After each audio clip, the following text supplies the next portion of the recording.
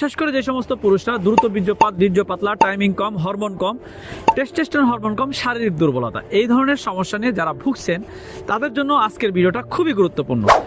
আগেকার রাজা বাচ্চা যারা ছিলেন তারা বেশিরভাগ মানুষই বিভিন্ন ভেষজ গাছগাছালি সেবন করতেন, যেটা সেবন করার ফলে তারা একজন সুপুরুষ হিসাবে তাদের স্ত্রীদের কাছে পরিচয় দিতে পারতেন।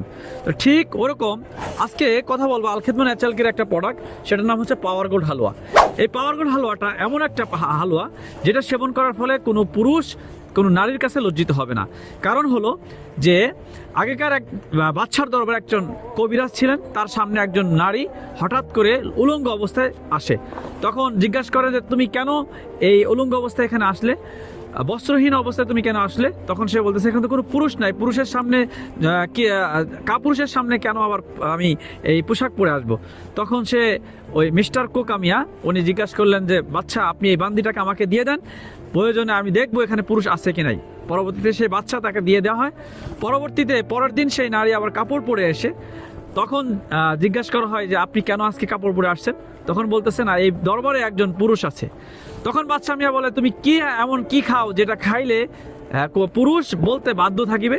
তো তারপরে সেই মিস্টার কোকামিয়া আমাদের এই পাওয়ার গোল্ড হালুয়ার যে ফর্মুলা, এই ফর্মুলা একটা হালুয়া তৈরি করে দেন বাচ্চাকে।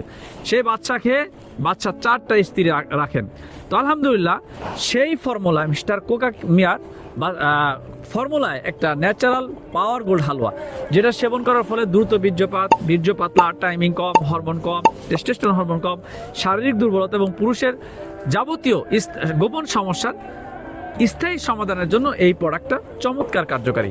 তো যারা দীর্ঘদিন ধরে স্থায়ী সমাধান খুঁজতেছেন, কোনো প্রোডাক্ট পাচ্ছেন না বা বিভিন্ন জায়গা থেকে প্রতারিত হচ্ছেন, নিজের দাম্পত্য জীবনে সুখী না, তাদের জন্য এই প্রোডাক্টটা চমৎকার কার্যকরী। তাই যাদের এই প্রোডাক্টটা লাগবে তারা সরাসরি আমাদের স্ক্রিনে দেওয়া নাম্বারে যোগাযোগ করেন।